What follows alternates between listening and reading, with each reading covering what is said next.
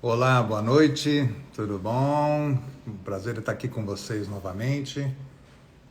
Nós vamos poder conversar hoje sobre a insuficiência istmo-cervical. Essa é mais uma live do Instituto Barini. Lembrando que o Instituto Barini é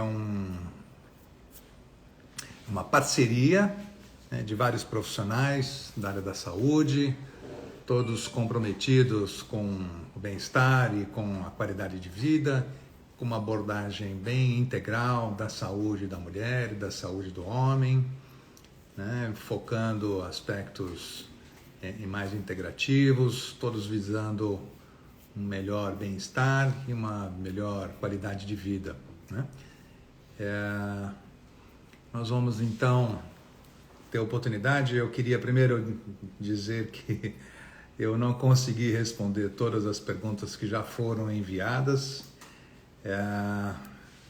Tenho o maior respeito por todos vocês que se preocuparam em enviar essas suas dúvidas. E primeiro quero dizer que eu tenho uma profunda solidariedade por todo mundo que está assistindo e que nos escreveu, porque vocês devem saber que eu tenho uma história pessoal que envolve uma perda gestacional, então isso para mim é uma coisa que me fala profundamente, né? A nossa primeira gravidez, infelizmente, acabou numa interrupção com 20 semanas. Naquela época nós não tínhamos condição nenhuma de caminhar um pouco mais o diagnóstico como a gente tem hoje. E felizmente depois disso nós temos 2 filhos aí, já grandes, que nos dão muita felicidade.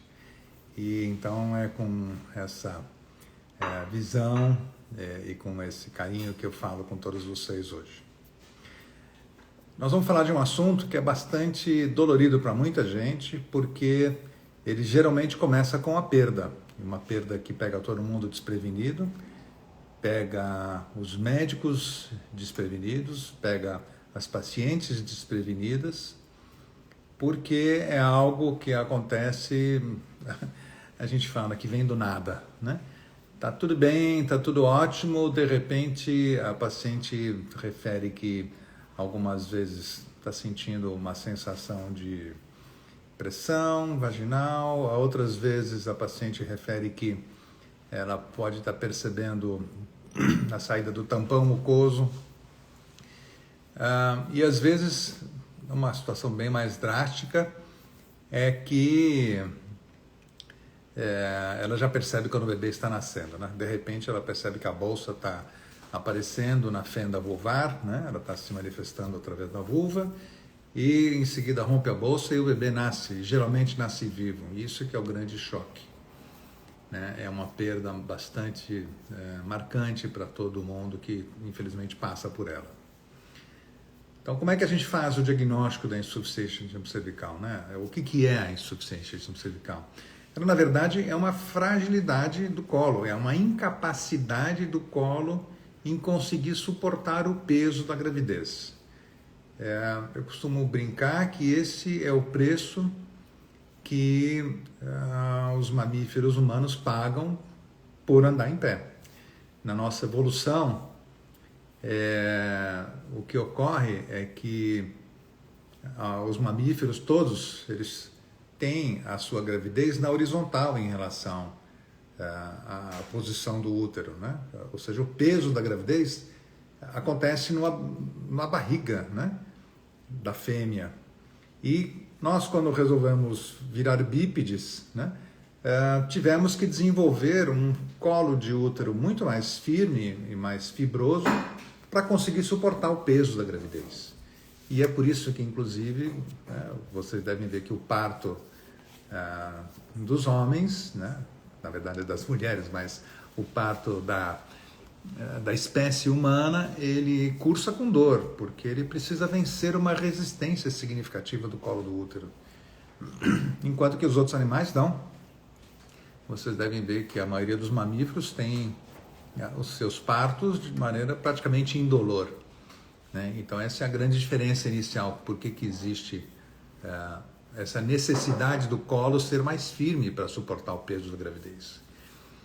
E ocorre que Algumas mulheres, já de uma maneira congênita, não têm essa resistência do colo tão bem desenvolvida, ou existe uma questão do colágeno específico, né? Uma coisa mais do tecido conjuntivo dessas mulheres, ou às vezes existe até uma pequena malformação do útero, muitas vezes é um útero bicorno, ou um útero arqueado, ou uma coisa que é característica dela mesmo, de não ter realmente condições de suportar o peso da gestação.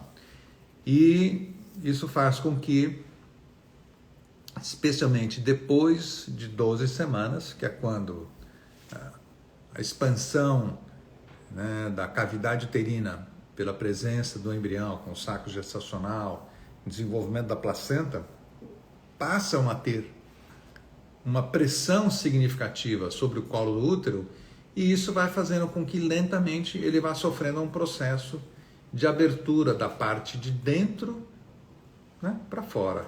Ele vai fazer, é difícil, não tem tanta flexibilidade, mas imaginem que ele vai abrindo desta maneira, né, e que, se vocês imaginarem que o meu punho é a parte do orifício interno, e ele vai, né, sofrendo a pressão da membrana até que ele chegue ao final da dilatação, do encurtamento, inicia a dilatação e por aí passa a membrana e acaba acontecendo o término da gravidez. Então, a primeira causa que a gente imagina que seja responsável pela existência da insuficiência do sistema cervical são aquelas pacientes que já congenitamente nasceram com essa dificuldade ou com essa característica. E as outras mulheres são mulheres que, por algum motivo, passaram ou por algum procedimento médico que provocou um trauma no colo do útero, por exemplo, dilatações para curetagem uterina, para cirurgias, ou para qualquer outro tipo de cirurgia que tenha sido feito, e isso pode ter deixado o colo mais frágil. Hoje em dia, a gente vê muito... Um minutinho, fecha a janela, por favor. A gente vê muito mulheres que passam por procedimentos cirúrgicos do colo por questões ligadas ao câncer do colo do útero ou as lesões precursoras do câncer do colo do útero, né? Sejam conizações do colo ou biópsias mais extensas, ou até cirurgias onde existe a amputação do colo. E isso as deixa, claro, que com uma incapacidade de manter o peso de uma gestação, né? Então, essas seriam as causas mais comuns que a gente vê. Agora, como é que a gente descobre que a paciente tem a insuficiência? A maioria das vezes vai ser por essa situação desconfortável da perda propriamente dita. E a perda tem essa característica.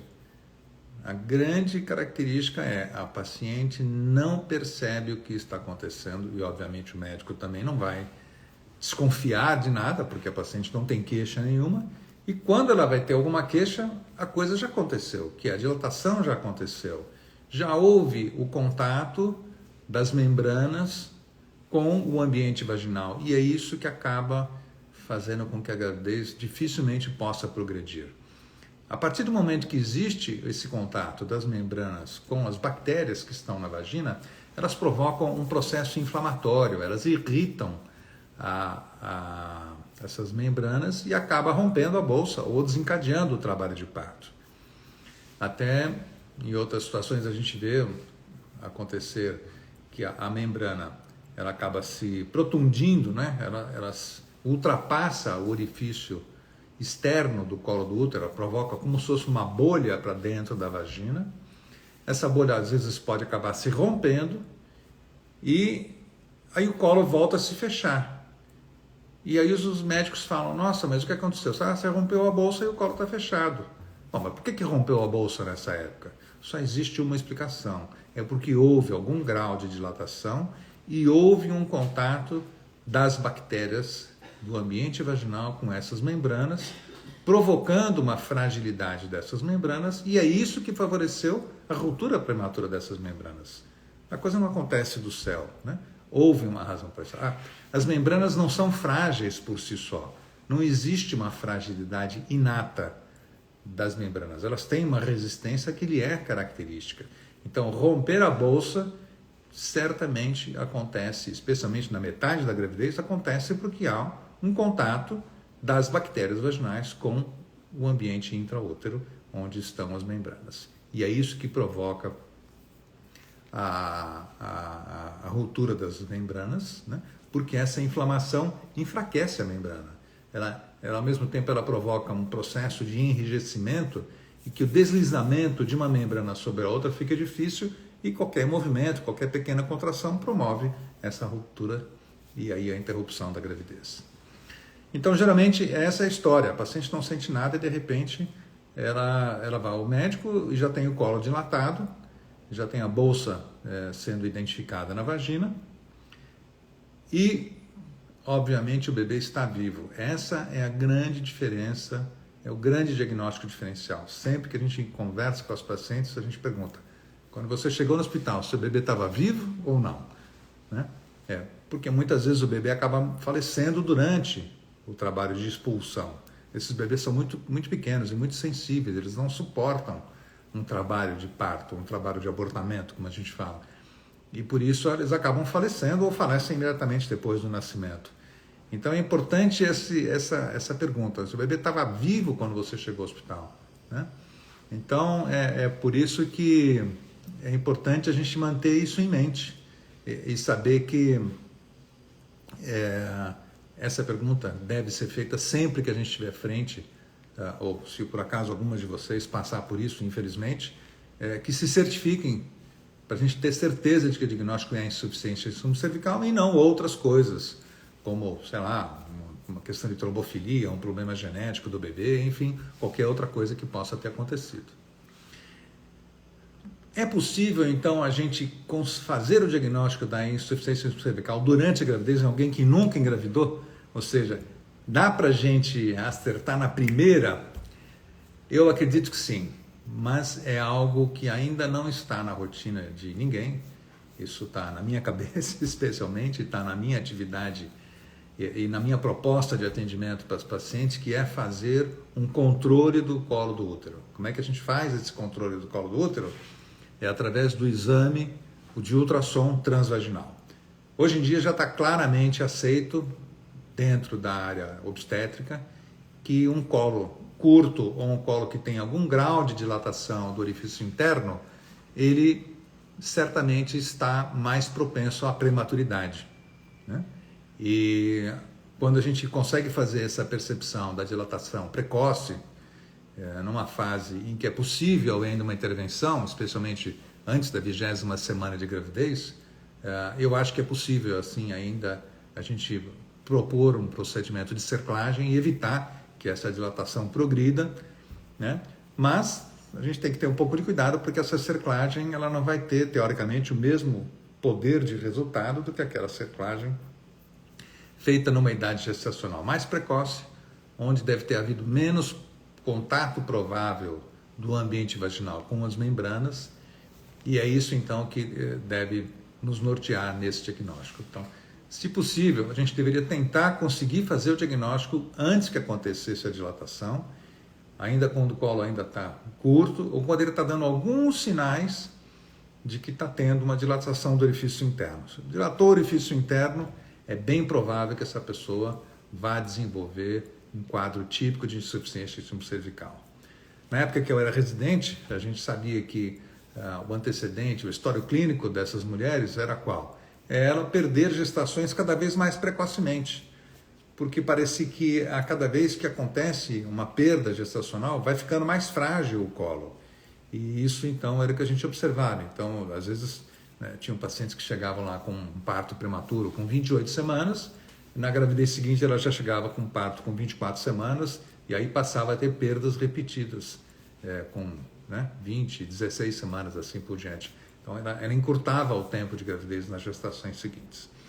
Então, apesar de não ser uma coisa que está aceita na literatura, não é uma prática usual dos obstetras, é algo que eu tenho tentado falar cada vez que eu converso com os ultrassonografistas, que eles precisam fazer o ultrassom transvaginal durante o ultrassom de 20 semanas, ele já é um grande avanço na tentativa de se reduzir a prematuridade, especialmente a prematuridade provocada pela insuficiência istmo cervical.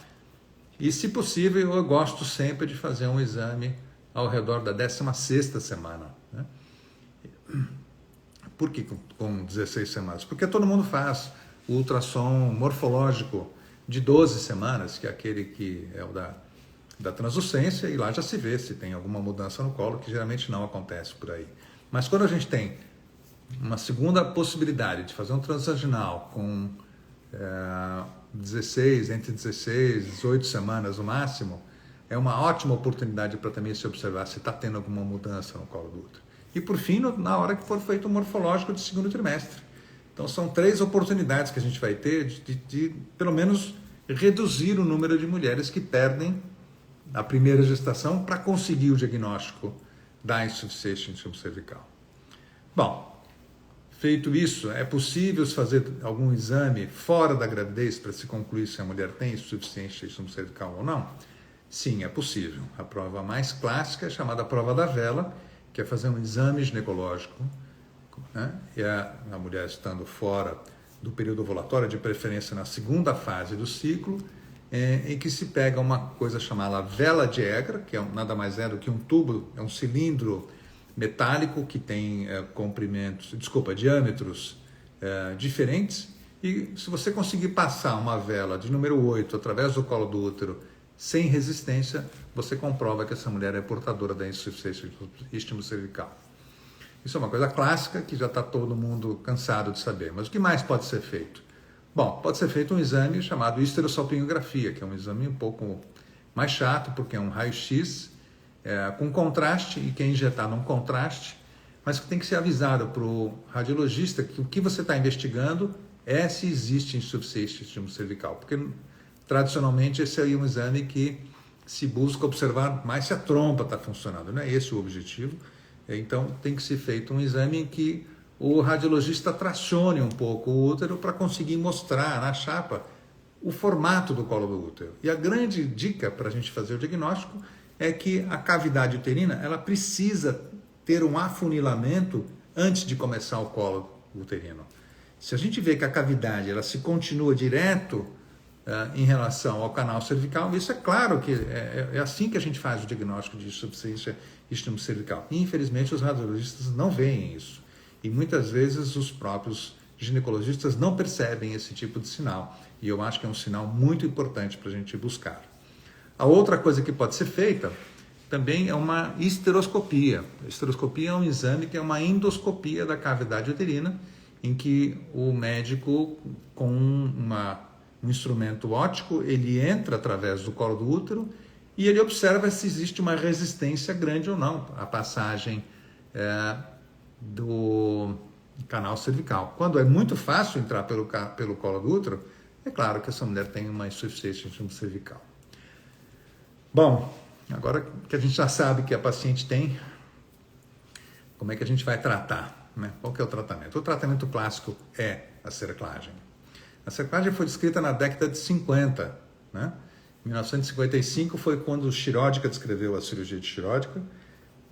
Em seguida, MacDonald descreveu a cirurgia de MacDonald. Então, essas são as cirurgias clássicas que existiram e são as cirurgias que são feitas até hoje. O que é a cirurgia de Shirodka e o que é a cirurgia de MacDonald? Qualquer que seja a cerclagem, vai se constituir num procedimento em que o médico vai colocar pontos que vão dar a volta no colo do útero e vão amarrar o colo para evitar que ele se dilate com o peso da gravidez. Então, isso é básico. A cirurgia de Shirodka, ela foi descrita inicialmente para ser feita durante a gravidez e para ser retirada antes do parto. A diferença é que, quando Shirodka fez essa descrição cirúrgica, ele propunha que se passasse este fio que envolve o colo do útero logo abaixo da mucosa do colo. A mucosa é a pele que recobre o colo do útero. Então, é como se ele desse a volta por debaixo da pele e amarrasse isso para fora, de tal maneira que fosse possível retirar esse ponto para que a paciente pudesse entrar em trabalho de parto e ter um parto por via vaginal. Isso gerou muita discussão na época, não foi uma cirurgia que teve muito sucesso, e em seguida MacDonald escreveu uma cirurgia mais ou menos parecida, em que o colo do útero, que ele tem, é como se fosse um pequeno focinho que avança para a vagina, ele é amarrado, passando-se esse fio nos 4 pontos fora dos pontos cardeais. Então você dá 3 voltas e amarra o colo em cima. O grande problema, tanto da MacDonald quanto da cirurgia de Shirodika tradicional, é que todos eles colocam o fio numa posição que é abaixo da altura do orifício interno do colo do útero. Vamos lembrar que o colo do útero ele tem um determinado comprimento, e aquilo que a gente vê no exame vaginal é só a porção vaginal do colo do útero. Tem um tanto do colo do útero que fica escondido para dentro da parede vaginal. E geralmente isso corresponde a mais ou menos 1,5 cm, até 2 centímetros até. E aí, quando a gente coloca esse fio nessa região que fica longe do orifício interno, na maioria das vezes ele é capaz de manter a gravidez, mas muitas vezes não. E aí que a gente vê as falhas da cerclagem. É quando esse fio não mantém o peso da gestação e esse peso acaba forçando o orifício interno do colo do útero a entrada da bolsa vaginal, da bolsa das águas, através do colo e da região onde tem a cerclagem, encosta no ambiente vaginal e tudo aquilo que aconteceria, mesmo se a paciente não tivesse cerclada, passa a acontecer. Então, ao longo do tempo, foram se desenvolvendo técnicas para colocar o fio na altura do orifício interno do colo do útero. E a primeira técnica que foi desenvolvida para isso foi a cirurgia abdominal. A cirurgia abdominal seria como se fosse uma cesárea, em que com 12 semanas em média, entre 12 no máximo 13 semanas, se expõe o útero e o médico palpa a região onde está o colo do útero e por ali ele passa um fio e faz essa cerclagem por via abdominal. Isso aí fecha então o abdômen e esse ponto fica sepultado dentro, dessa região. Então quem fizer um exame ginecológico não vai ver fio nenhum lá por baixo, porque ele está para dentro dessa região. Por um acaso, na década de 90, 94, 95, eu atendi uma paciente na Unicamp que tinha tido já várias cerclagens e essa paciente, ela tinha uma lesão e essa lesão, ela machucava o colo do útero, ela traumatizava o colo do útero de tal maneira que não existia praticamente cola quando a gente fazia o exame vaginal. Então, o que acontece? Se alguém fosse tentar fazer uma cerclagem normal, não tinha onde dar ponto, porque praticamente não existia colo. E por algum insight que eu tive na época, eu lembrava dessa cirurgia que Shirodika tinha proposto. E já que ela não tinha colo, eu falei, bom, a gente afastando um pouco a mucosa vaginal para cima, talvez eu consiga colocar o ponto um pouco mais acima do que seria o natural. E foi o que aconteceu, por mero acaso. A gente acabou recriando a cirurgia de Shirodika, agora de uma maneira diferente, porque ela não coloca o ponto numa situação em que o obstetra consegue retirá-lo para a paciente ter o parto vaginal. E isso faz com que, então, seja necessário que o parto seja por cesárea. Porque nós abrimos a parede da vagina, afastamos a bexiga e aí colocamos o ponto lá em cima. Fechamos a parede da vagina e o ponto fica sepultado. Então, quem olha um exame ginecológico depois de uma paciente que fez essa cirurgia de Shirodika, nós estamos batizando agora de Shirodika Barini, ele não vai ver nada, ele vai ver só uma cicatriz no máximo no ambiente vaginal. Depois de um tempo, com o desenvolvimento da videolaparoscopia, a mesma cerclagem que é feita por via abdominal passou a ser feita também por via laparoscópica. E se consegue colocar o ponto na mesma situação que a gente tem colocado o ponto com a cirurgia de tireoidica, que é na altura do colo do útero, na altura do orifício interno do colo do útero. Então vejam que não importa tanto se você faz a cirurgia por via laparoscópica, se você faz por via abdominal durante a gravidez ou se você faz a via pré-gestacional por via vaginal. O que importa é que quanto mais alto você conseguir manter o ponto que fecha o colo do útero, melhor vai ser o seu resultado. Isso não existe nenhuma dúvida. E aí a literatura é bem clara quanto a isso. Agora, qual que é a indicação? Como é que a gente escolhe e seleciona qual mulher vai para um lado e qual mulher vai para o outro? Qual que é a paciente que deve fazer a cirurgia antes de engravidar e qual que é aquela que deve fazer só durante a gravidez?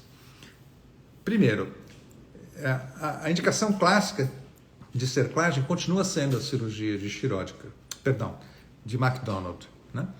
Ou seja, a paciente que nunca fez nenhuma cerclagem, ela tem uma chance excelente de evoluir muito bem com uma cirurgia de McDonald.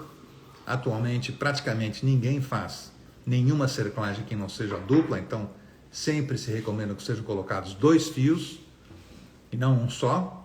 Varia um pouco a técnica e o gosto do cirurgião. Pode ser usado o fio de Etibond, que é um fio excelente, é um fio não absorvível e de fácil manipulação, então é muito bom para a gente usar tecnicamente. Ou pode ser usado uma fita cardíaca, também é bastante útil nessa situação. E também existe uma fita de Mercilene, essa já é um pouco mais complicada para se usar na cerclagem por via vaginal, né? Mas é possível que ela possa ser utilizada também.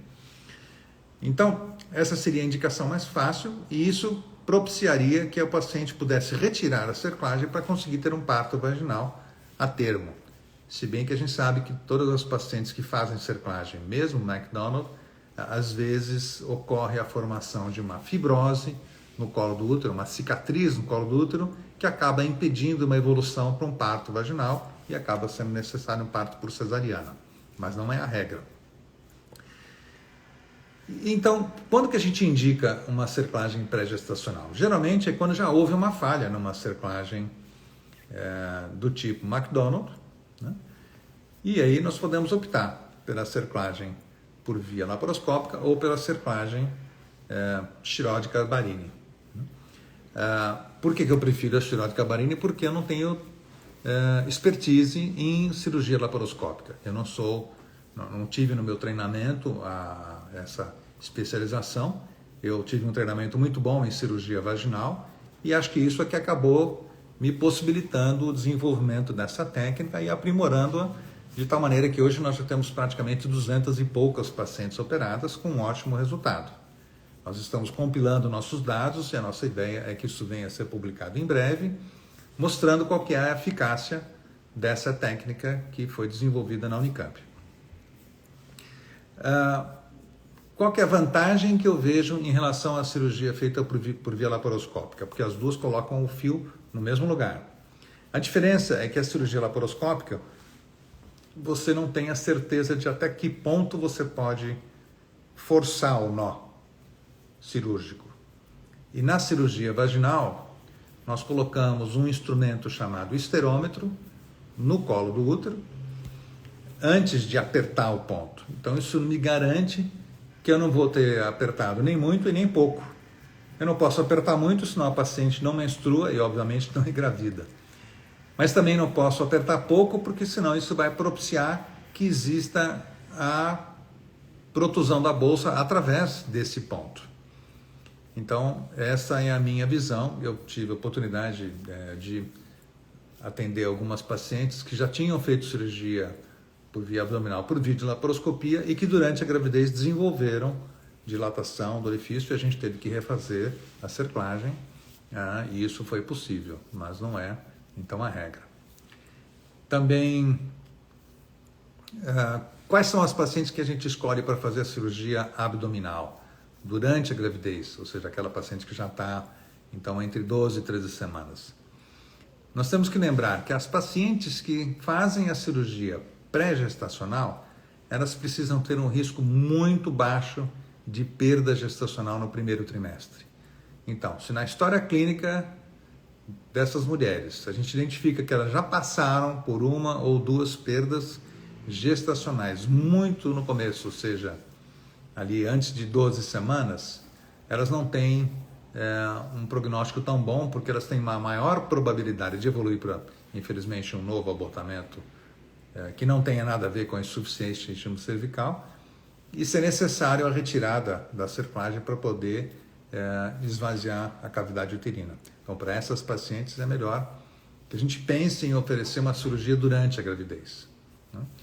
E se ela já teve, então, uma perda com uma cerclagem normal, a nossa opção vai ser uma cirurgia por via abdominal, né, durante a gestação. Alguns colegas me contam que no exterior, por exemplo, a cerclagem de McDonald está praticamente abandonada, por causa das falhas que ela expõe às pacientes. Então, ou essas pacientes fazem cirurgia laparoscópica pré-gestacional ou fazem cirurgia abdominal durante a gravidez. Isso eu tenho ouvido de vários colegas com quem eu convivo em congressos no exterior. Ainda não existe uma diretriz a partir das sociedades de ginecologia e obstetrícia, vamos dizer, dos Estados Unidos e dos vários países da Europa, nesse sentido, mas eu percebo que a prática que ocorre com vários colegas que trabalham em serviços de ponta é nesse sentido. Outra indicação bastante importante para se fazer uma cirurgia abdominal durante a gravidez é especificamente naquelas pacientes que passaram por cirurgias do colo do útero, por amputações do colo do útero, cirurgias mais agressivas, né, para câncer de colo do útero, e que elas não têm colo para a gente operar por via vaginal. Então, essas são as indicações mais clássicas que a gente tem de fazer a cirurgia por via abdominal. Se vocês me perguntarem, bom, mas qual que é o prognóstico? É diferente de uma cirurgia de cerclagem por via vaginal ou a cerclagem por via abdominal? Elas têm exatamente a mesma performance, não vejo diferença nenhuma. Apenas quando você faz a cirurgia abdominal, você evita que a paciente tenha o desconforto de passar por um abortamento no início da gestação e estar cerclada, o que às vezes deixa os colegas com um pouco mais de receio de esvaziar o útero. Às vezes é necessário até retirar a cerclagem para isso. E as mulheres realmente não gostam muito de ter que esperar para estarem grávidas, se elas já passaram por perdas especialmente, para poder fazer a cirurgia durante a gravidez. Então, isso aqui modifica bastante a nossa indicação de fazer uma coisa ou outra. Uma coisa que todo mundo me pergunta: tem que fazer repouso depois de fazer cerclagem? O que eu posso fazer depois de fazer uma cerclagem? Lembrando, eu estou vendo alguém escrevendo aqui, lembrando da cerclagem definitiva. Por que se chamou então cerclagem definitiva? Quem deu esse nome foi a Erivane, que é uma das grandes divulgadoras da existência da cerclagem, uma mulher maravilhosa que escreveu um livro muito importante, e mantém um site de informações e mantém uma rede enorme de pacientes que se mantêm informadas a respeito da cerclagem. O nome de cerclagem definitiva nasceu da possibilidade de que as mulheres, tendo sido feitas, sido submetidas à cirurgia de cerclagem vaginal do tipo Schirodiker, modificada por Barini, que elas pudessem passar por mais do que uma gestação com a mesma cerclagem. Quando eu conversei com a Erivane, ela me falou assim: então essa cerclagem é definitiva. Eu falei: se você acha que eu nem sabia que chamava definitiva. E aí que passou a se divulgar esse nome. Então eu devo a Erivane esse nome de cerclagem definitiva, Quando as pessoas me perguntam: vai fazer a cerclagem definitiva? Eu já estou imaginando que é uma cerclagem que vai permanecer. Agora, ela pode ser tanto por via vaginal, do tipo Schirodiker Barini, como pode ser por via abdominal, seja ela por via laparoscópica pré-gestacional ou seja ela por via abdominal durante a gravidez. Qualquer uma delas pode ser preservada e pode ser mantida por mais do que uma gestação. Agora, como é que a gente sabe se a cerclagem que você fez vai poder ser reutilizada, né? Ela vai poder permanecer na gestação seguinte? Lembrar um detalhe muito importante: quando a gente fala em cerclagem, tanto por via laparoscópica quanto por via abdominal, como cerclagem xirótica, nós estamos falando em cerclagens que não podem ser retiradas e o parto obrigatoriamente vai ser por cesariana. Então, na hora da cesariana, o obstetra precisa olhar como é que ficou a cerclagem depois que ele fez o parto. Ou seja, depois que nasceu o neném, depois que tirou a placenta, ele precisa observar se os pontos estão ainda em condições de sustentação. O que eu chamo de condições de sustentação? Às vezes, ocorre mais no final da gravidez, que esses pontos eles vão também silenciosamente rasgando o colo do útero. E a gente observa que na hora do parto, a hora que você faz a cesariana, você olha e o ponto está para dentro do útero. Esse ponto para dentro do útero não vai servir para nada na gravidez seguinte.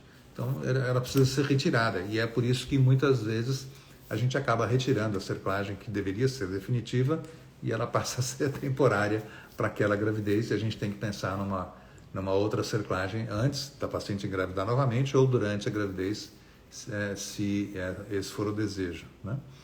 Mas, pensando de volta que eu comecei a falar do repouso, eu digo que a cerclagem é feita para que a paciente possa ter uma vida praticamente normal. Ou seja, se o defeito é um defeito mecânico que dilata o colo do útero, e se eu acredito que eu corrigi aquele defeito com essa cirurgia, com essa sutura que foi colocada, eu não vejo por que ela não possa ter o mínimo de vida, vamos dizer, não digo social, mas uma vida praticamente normal, que significa ela poder se alimentar, poder se movimentar, poder fazer as suas necessidades sem nenhum receio, poder tomar banho, né? Poder caminhar pela casa, poder eventualmente até fazer uma atividade um pouco mais longa, uma caminhada mais longa, se ela está com a cerclagem corrigida, né? A grande dúvida fica sempre em relação à atividade sexual. A gente sabe que a atividade sexual ela induz contração uterina. E o grande medo das mulheres é estar cerclada e essas contrações provocarem uma lesão no colo do útero e isso provocar dilatação no colo. E esse é o nosso grande medo também. E é por isso que a gente fica meio, eu brinco, numa sinuca de bico quando a gente fala de atividade sexual na gravidez em mulher cerclada. E eu sempre lembro de uma mulher que eu operei, ainda no começo da minha carreira. Era uma psicóloga e ela tinha tido um parto prematuro com 30 e poucas semanas e aquilo me chamou a atenção que, olha, eu falei, isso é uma insuficiência cervical, porque ela chegou no hospital nascendo, do nada. E não é assim, né? Trabalho de parto tem dor, trabalho de parto tem um tempo, e ela não tinha tido praticamente nenhuma queixa e de repente ela evoluiu para parto normal. E na gravidez seguinte eu a cerclei. E naquela época a gente era meio radical com a coisa da vida sexual. A gente falava, olha, não pode transar, não tem como ter relação sexual. E a paciente nos retornos voltava e me contava, olha, não adianta nada você falar para eu não namorar, porque eu tenho sonhos e eu tenho orgasmo durante os sonhos, eu tenho contrações. Eu falava, bom, mas a culpa não é minha. Né? Então a gente prefere que se reduza de uma maneira significativa a atividade sexual e observar como é que evoluem as contrações, porque a cerclagem, quando a gente faz a cerclagem, especialmente durante a gravidez, a gente sabe que a gente está manipulando o colo do útero e o útero propriamente dito, e a gente vai deixar um corpo estranho. Então existe um período de adaptação em que a gente espera que a paciente tenha um pouco mais de contratilidade. Mas passada essa fase, que dura aí uma semana, 2 semanas, o útero deve voltar à sua atividade normal. O útero se contrai a gravidez toda. Mas a mulher não deve ter contração com dor, primeiro. Não deve ter contração com ritmo também. Então, aquelas mulheres que se queixam de um aumento da contratilidade e que tem um ritmo de contração maior do que aquilo que a gente espera para aquelas contrações que a gente chama de contração de treinamento, essas merecem alguma forma de tratamento cirúrgico, de tratamento medicamentoso, Eu sou um fã número 1 do cloreto de magnésio, porque o cloreto de magnésio é um bom relaxante muscular e ele também ajuda a relaxar a musculatura uterina. Ele não tem efeito colateral nenhum, então pode ser usado muito tranquilamente durante a gravidez.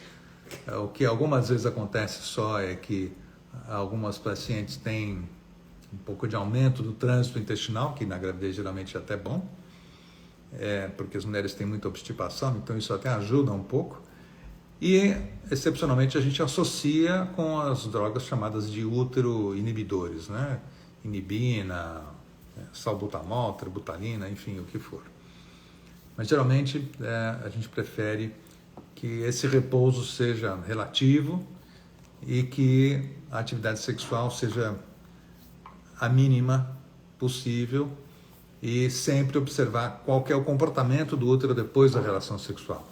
Tem um pouco de contração é normal, mas tem contração com dor persistente depois da relação sexual, claro que vai ser uma contraindicação para a gente manter uma vida sexual ativa durante a gravidez.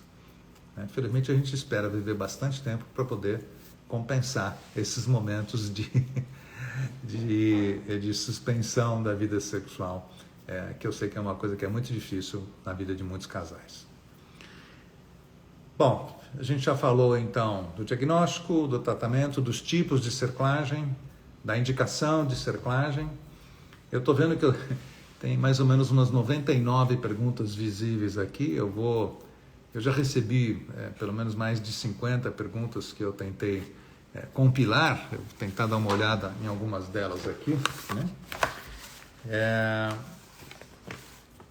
Eu acho que já falei na maioria, eu tentei abordar a maioria dessas perguntas que me foram passadas à medida que eu falei, mas uma coisa que se pergunta bastante é sobre a cerclagem e pessário, né? Quando o pessário surgiu, eu brincava que pessário não vi e não gostei, porque eu sou fã número 1 do procedimento cirúrgico e eu não tinha muita confiança de que o pessário poderia ajudar em alguma coisa. O pessário para mim é uma condição de exceção.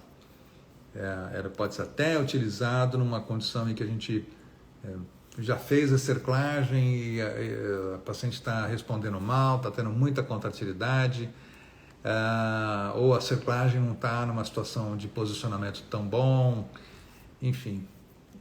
Não é para mim o tratamento de eleição para insuficiência cervical. Para mim o tratamento de eleição é a cerclagem, seja ela qual técnica for realizado, né? Então, para mim, o pessário não substitui a cerclagem e também não acho que, uma vez que uma paciente tenha precisado usar cerclagem com pessário numa gravidez, que isso vai ser necessário nas gestações seguintes. Pode ser que na outra gestação se consiga uma técnica melhor, um resultado melhor e que isso melhore a resposta e o resultado dela na sua evolução. Eu vou tentar dar uma checada. Uma coisa que eu tenho recebido bastante perguntas, muitas de vocês sabem que eu era professor da Unicamp e foi lá que eu desenvolvi a técnica de cirurgia e que a gente tem feito, a maior parte dessas cirurgias foram feitas lá na universidade. Eu estou aposentado já há 5 anos da universidade, mas continuo ligado a ela como professor convidado. E o que tem acontecido em relação às cirurgias na Unicamp são 2 fatos importantes. Primeiro, a gente está vivendo uma pandemia e a pandemia afastou todos os professores de mais de 60 anos. Nós fomos impedidos de continuar frequentando o hospital. A gente ainda tem um contato virtual, mas a universidade nos afastou completamente de qualquer atividade presencial. E exatamente na mesma época, houve uma decisão da diretoria do hospital de que as pacientes que não são da região de Campinas não podem mais ser operadas de maneira eletiva na Unicamp. Eu tentei até por outras vias na Secretaria da Saúde convencer o município a assumir essas pacientes em outros hospitais e infelizmente isso não foi possível porque parece que é uma regra do SUS e que essas cirurgias elas não são pagas pelo SUS. O hospital pode realizar, mas ele não recebe nada por isso.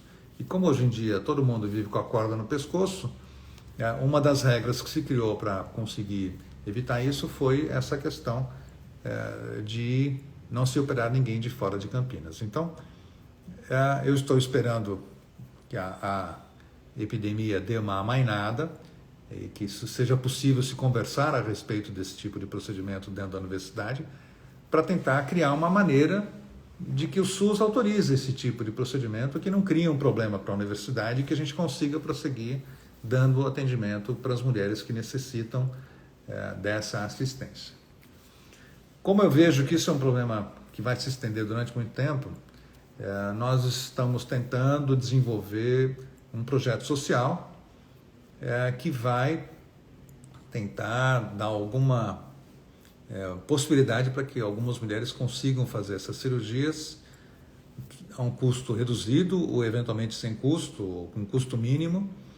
E isso em breve vai ser anunciado dentro do Instituto e dentro da clínica Ricardo Barini, porque nós ainda dependemos de ajustes finais, como vai ser feito o rastreamento social dessas pessoas, como as candidatas às cirurgias vão poder ser selecionadas para poderem participar desse projeto social, e com isso a gente vai conseguir eventualmente abranger o maior número de pessoas que necessitam desse tipo de procedimento. Eu tenho certeza que isso é uma coisa que está bem assentada dentro dos meus projetos, e esse sem dúvida é um que eu tenho muito carinho por ele e que eu vou certamente levar adiante, e em breve a gente vai divulgar como é que isso vai acontecer. Então, vamos ver o que a gente tem que poderia ser diferente aqui. Alguém me pergunta se uma perda na gestação na adolescência com 23 semanas pode ser uma insuficiente isquímio cervical, ou a idade interfere com isso? Eu acho que a idade não tem nada a ver com isso. Isso deve ser um problema ligado à insuficiência isquímio cervical, sim. A não ser que tenha havido algum fato complicante, por exemplo, que geralmente pode desencadear um trabalho de parto prematuro, uma doença infecciosa grave. A mais comum delas é uma pielonefrite, que é uma coisa comum na gestação, mas qualquer infecção grave, ela pode acabar desencadeando o trabalho de parto. Hoje em dia a gente tem o coronavírus aí que está provocando esse tipo de situação para muita gente, né? Mas não acredito que o fato da mulher ser mais jovem tenha sido causa de ter sido a interrupção da gravidez, né? Alguém está me perguntando a respeito de um caso de uma paciente que infelizmente ela fez a cerclagem vaginal e ela acabou perdendo o útero. O que aconteceu, né? Olha, aí é uma situação bastante delicada, porque essa paciente ela teve uma complicação que, além dela ter perdido um bebê, ela tinha uma outra coisa que se chamava acretismo placentário. Então, o que fez essa paciente perder o útero não foi a cerclagem, mas foi uma patologia própria da placenta. Quando a placenta ela se adere ao útero e ela faz isso de uma maneira muito agressiva, ela faz o que nós chamamos de um acretismo. Ela invade a parede do útero e a gente não consegue tirar a placenta adequadamente, e a paciente começa a ter um sangramento profuso, e que, se a gente não tira o útero, ela literalmente morre na mesa, né? Então, é por isso que, infelizmente, essa nossa paciente acabou tendo esse evento bastante desconfortável, né? Alguém pergunta se o colo já é curto, se ela precisa fazer cerclagem antes ou no início da gestação. Bom, eu acho que é preciso pensar muito bem. Se você tem o colo muito curto, inclusive no aspecto que eu chamo da porção vaginal do colo do útero, se ele não vai nos dar uma condição cirúrgica satisfatória, talvez seja o caso de você pensar em engravidar e fazer uma cerclagem por via abdominal durante a gravidez, para não correr o risco de se expor a uma gestação, ainda que você não tenha testado a sua fertilidade, já com uma cerclagem feita. Eu não acho que isso seria adequado. Acho que você deveria tentar engravidar e aí, durante a gravidez, sim, fazer alguma das abordagens cirúrgicas possíveis para conseguir manter a sua gravidez. Uma coisa que muita gente me pergunta se é possível fazer fertilização in vitro e transferência de embrião com uma cerclagem definitiva. Claro que sim, é bem possível. E é uma das razões pelas quais a gente mede o orifício interno do colo do útero com esse instrumento que se chama esterômetro, né? Ele tem 5 milímetros de diâmetro, para conseguir primeiro que a paciente menstrue, para que a paciente consiga engravidar espontaneamente, e se por acaso ela for fazer uma fertilização, claro, vai ser muito fácil conseguir passar pelo orifício interno, porque o catéter que se usa para fazer uma fertilização, ele tem no máximo 3 milímetros. Então não vai haver dificuldade nenhuma para isso. Eu tenho várias pacientes que fizeram cerclagem e depois conseguiram fazer a fertilização in vitro, né? Alguém pergunta se o uso do Ultragestan por via vaginal aumenta o risco de infecção. Não aumenta não. A infecção que pode ocorrer pelo uso do Ultragestan é no máximo uma candidíase, né? Ou uma proliferação por fungos, mas uma infecção bacteriana não deveria acontecer pelo fato de você estar usando o Ultragestan por via vaginal, seja numa cerclagem definitiva, né? Ou numa cerclagem feita durante a gravidez, né? Uma cerclagem McDonald, né? Eu vou tentar circulando aqui. Alguém perguntando se a videolaparoscopia ou procedimentos do colo do útero pode causar insuficiência extremo cervical. Olha, a insuficiência extremo cervical pode ser provocada pela dilatação do colo do útero, como eu disse. Mas a dilatação que se faz normalmente num procedimento de esteroscopia é de no máximo até a vela 8. Se o colega for um pouquinho delicado e conseguir fazer essa dilatação suavemente, ele não vai provocar uma lesão significativa do colo que possa redundar numa insuficiência, a não ser que a paciente já tivesse uma leve tendência e isso acabou se manifestando depois que ela fez esses procedimentos. Isso a gente nunca vai saber, né? Mas o que é importante é monitorar, e eu sempre peço para quem já teve perda gestacional, para quem já passou por procedimento cirúrgico, que monitore como é que está o seu colo durante a gravidez para saber se ele está passando por dilatação ou não, porque essa é a única maneira que a gente vai conseguir saber se ela vai evoluir para uma insuficiência subcervical ou não, né? Alguém está perguntando se está com sintomas de candidíase e se mesmo assim ela pode fazer a cerclagem ou se há algum risco. A candidíase é uma infecção bem superficial e geralmente hoje em dia existem tratamentos bastante eficientes com uma aplicação de uma dose única. Então, mesmo que você precise fazer uma cerclagem, você pode aplicar no dia anterior um óvulo vaginal, que é uma dose única, e no dia seguinte você já fazer a sua cerclagem e eventualmente até manter um tratamento posterior que propicie a cura da sua candidíase, sem que isso venha a se tornar um problema para você durante a sua gestação. Estou tentando procurar alguma outra pergunta. Está acabando. A gente está vendo que está acabando o tempo, vamos ver. Estou tentando ver o que mais importante a gente chega aqui. Dá para ter gêmeos? Dá para ter gêmeos? Alguém está perguntando, né? Na cirurgia de Shirodker, a primeira cirurgia que eu fiz, a paciente engravidou de gêmeos. Eu fiquei morrendo de medo, mas foi tudo bem. Ela teve a sua gestação gemelar e, especialmente depois disso, ela teve mais uma outra gravidez espontânea. Eu acho que deve ter sido mais ou menos uns 6 a 8 anos depois da primeira gestação, ela engravidou novamente. Então, sim, é possível ter. Não é o que a gente recomenda. A gente pede, pelo amor de Deus, para que as pacientes, especialmente quem vai fazer fertilização in vitro, transfere um só, né? Não transfere mais do que um bebê, porque você vai estar correndo esse risco, né? Alguém pergunta, um colo de 0,7 centímetros, né? Qual é a cerclagem mais certa? A cerclagem mais certa é a que o seu médico estiver capacitado para fazer. Se você fosse minha paciente, eu acho que eu indicaria uma cerclagem chiródica para você, porque ele é muito curtinho. E eu teria muito receio que ela ficasse mal posicionada pelo comprimento do colo, né? O colo, quando é muito curto, ele não facilita que a gente consiga manter uma boa contenção do colo, né? O que eu posso fazer? Alguém me pergunta do Slude, né? O Slude é uma coisa que várias vezes está na cabeça de muita gente. Eu sou um pouco também descrente do Slude, porque eu acho que o Slude não é uma coisa tão patognomônica de infecção quanto se acredita. Eu já operei paciente com Slude positivo e conseguimos manter a gestação sem nenhum problema, mais do que uma vez. O Slude, obviamente, ele é um sinal desfavorável. Ele indica que pode estar havendo um processo inflamatório que já está propiciando aí o início de algum trabalho de parto, né? Então, é por isso que a gente prefere que ele não aconteça.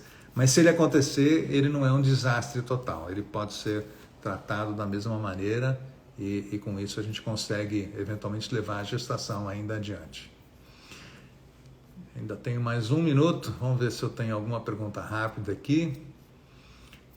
Eu não vou prometer que eu vou responder todas, porque realmente eu já percebi que tem mais de 100 perguntas aqui e acho que vai ser difícil. Eu vou tentar responder o máximo possível e claro que aquelas perguntas que pareçam um pouco repetitivas, eu vou tentar compilar e colocar numa resposta só, né? Alguém me pergunta, mesmo com a cerclagem, se começar a afunilar, não tem mais o que fazer? Se o afunilamento chegar só até a altura onde está a cerclagem, não tem problema. O que não pode acontecer é que a bolsa passar da altura da cerclagem. Se a bolsa passar da altura da cerclagem, a gente realmente vai ter problemas por aí. Pessoal, eu estou muito feliz de ter conseguido fazer essa live cerclada com vocês. E ela vai ficar gravada aqui no Instituto. Eu espero que vocês consigam divulgar o máximo possível para as pessoas, para os seus conhecidos, para que eles tenham acesso a essas informações. Muito obrigado a todos que estiveram por aqui. Mais uma vez, eu vou tentar fazer o possível para responder as perguntas, mas como eu já não consegui no último domingo, eu vou tentar responder o máximo que eu consiga. E espero que vocês, na medida do possível, se quiserem, me escrevam também, né, para o Instituto Barini, podem escrever para a clínica, né, e nós vamos tentar